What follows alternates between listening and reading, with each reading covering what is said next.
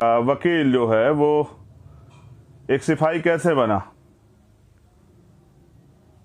Bhim army के लिए प्रेरणा कहाँ से आई और ये संघर्ष कहाँ से शुरू हुआ, उसके पीछे एक कहानी है। मैं कुछ लोगों से बयां कर चुका हूं, लेकिन आज मैं उस पर बात रखना चाहूँ क्योंकि हालात बिल्कुल ऐसे ही हैं।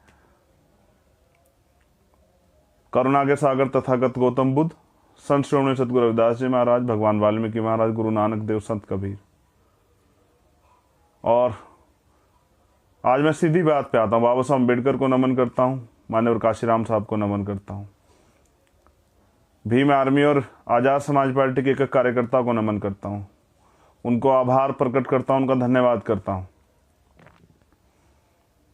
क्योंकि हमारे महापुरुष थे तो हम हैं।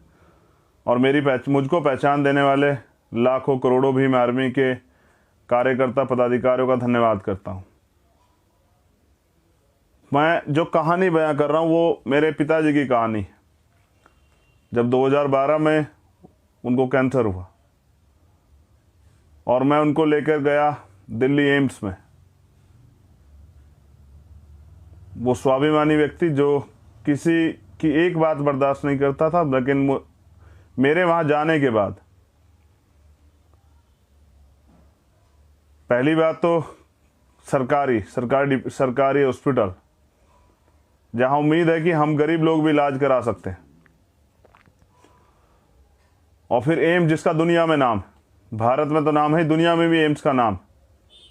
लेकिन जब मैं वहां गया तो यकीन मानिए कि इस महामारी जैसे हालात तो नहीं थे, लेकिन तब भी वहां पर बेड नहीं था। फर्श पे मैंने अपनी बाजुओं में अपने पिताजी को लिटाया हुआ था और मैं तकलीफ में था, रो रहा था और ये उम्मीद कर रहा था काश कोई नेता मेरा जानकार होता तो शायद मेरे पापा यहाँ एडमिट हो जाते। वो कोशिश कर रहा था कि एडमिट हो जाए, लेकिन बड़े प्रयास के बाद भी वो एडमिट नहीं हो पाए। वो पल मेरे लिए दुखद था। अगर मेरे पापा एम्स भर्ती हो जाते तो शायद वो बच जाते, उनकी जीने की इच्छाएं थी, लेकिन मैं उनको बचा नहीं पाया। लेकिन उस दिन मैंने ये फैसला जरूर लिया था कि मैं किसी गरीब को इस इलाज की कमी कारण मरने नहीं दूंगा। मैं इस व्यवस्था को चैलेंज करूंगा, इस व्यवस्था के खिलाफ लड़ूंगा, देश में समाज में जो बुराइयां उनके खिलाफ खड़ा हो जाऊंगा और अपने साथियों के साथ मिलकर उनको बदलने का प्रयास करूंगा। क्योंकि कोई भी परिवर्तन वो ज्ञान, उसकी पहली सीढ़ी है ज्ञान। ज्ञान से एजुकेशन से ज्ञान, ज्ञान और ज्ञान से शक्ति, और शक्ति से होता है परिवर्तन। तो बाबा साहब अम्बेडकर ने कहा एकता में शक्ति, इसलिए संगठन बना। और ये जो भ्रष्ट राजनीति, ये आज के हालात पे बात कर रहा हूं। मैंने अपने पिताजी तो खो दिए, लेकिन मैंने चाहा है कि और गरीबों के साथ ऐसा ना हो, इसलिए हम लोग लड़ रहे हैं।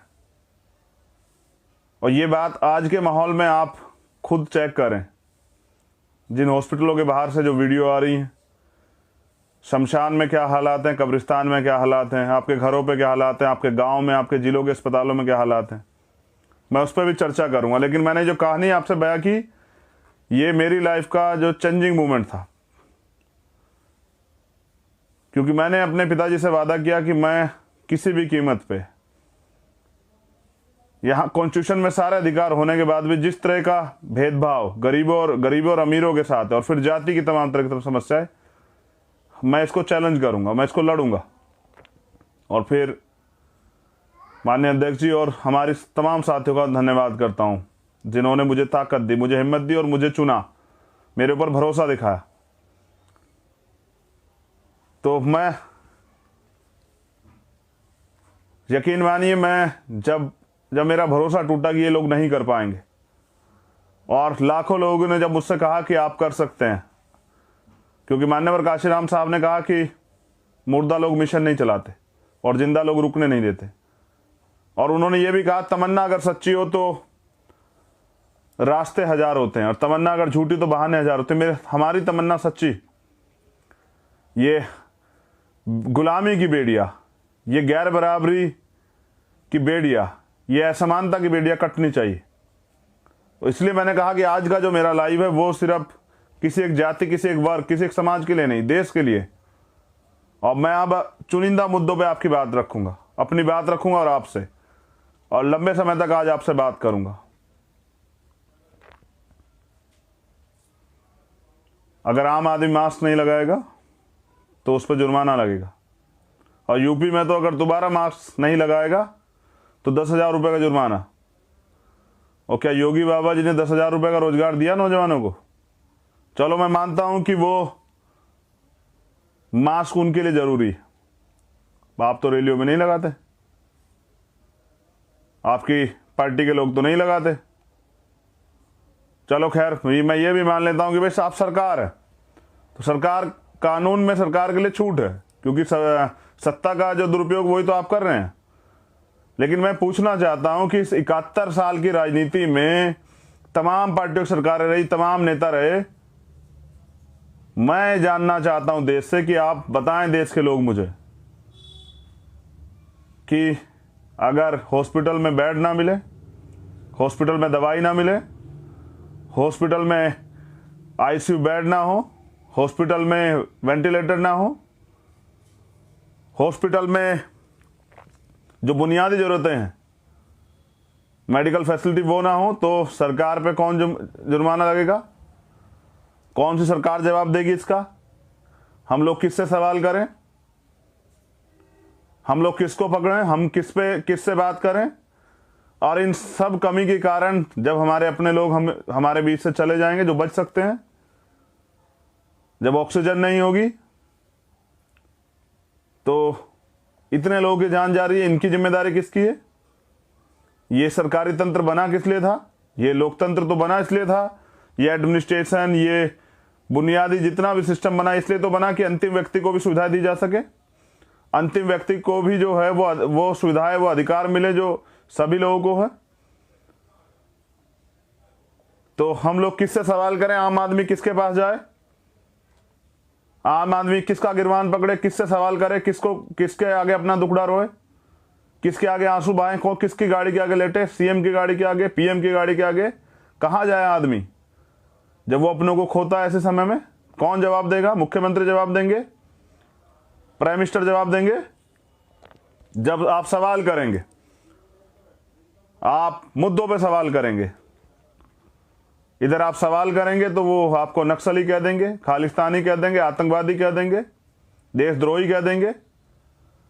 आप सवाल करोगे मुद्दों पे तो वो ले आएंगे धर्म, वो ले आएंगे छद्म राष्ट्रवाद, वो ले आएंगे हिंदू मुसलमान, वो ले आएंगे, अगर इससे भी काम नहीं चल रहा तो वो ले आएंगे भारत पाकिस्तान, वो ले आएंगे शमशान कब्रिस्तान। ये सब बातें लाके और मुद्दों को पीछे हटा देंगे। ये देश की जो है ये आम समस्या है। ये जो मैंने कहा आपसे, जब भी आप सरकार सवाल करोगे तो सरकार, मीडिया के लोग इस पर चर्चा कर देंगे। अभी तो आप आने वाले कल में देखना कि जैसे चुनाव खत्म होंगे तो हो सकता है कि मीडिया गायब ही कर दे इस मुद्दे को। मीडिया दिखाए ना, क्योंकि आपको तो वही पता लगता है ना जो मीडिया दिखाती है देश के लोगों को। सोशल मीडिया वाले तो नहीं जा सकते हैं कि क्या क्या अस्पताल के अंदर हो रहा है। अब तो हालात भयावह हो गए हैं, डरावने हो गए हैं। चोर बाजारी तो देखिए कि लाशों से भी पैसे वसूले जा रहे हैं। आप खुद देख रहे हैं कि क्रिमिनेशन के नाम पे, अंतिम संस्कार के नाम पे किस तरह लूट मची हुई है। ये वही लोग हैं जो आपको भगवान से मिलाते हैं, जो आपकी बात भगवान से करते हैं, और इनको अपना घर चलाने के लिए आपकी लाशों से भी पैसे चाहिए। सवाल ये नहीं है राजनीति किस लिए, इसका उद्देश्य क्या है। राजनीति इसलिए है कि प्रदेश में या देश में रहने वाले अंतिम व्यक्ति को भी वो सुविधाएं मिले जिसका वो हकदार है, भारत का नागरिक होने के कारण। कौन सी सरकार दे रही है? किस सरकार ने दिया?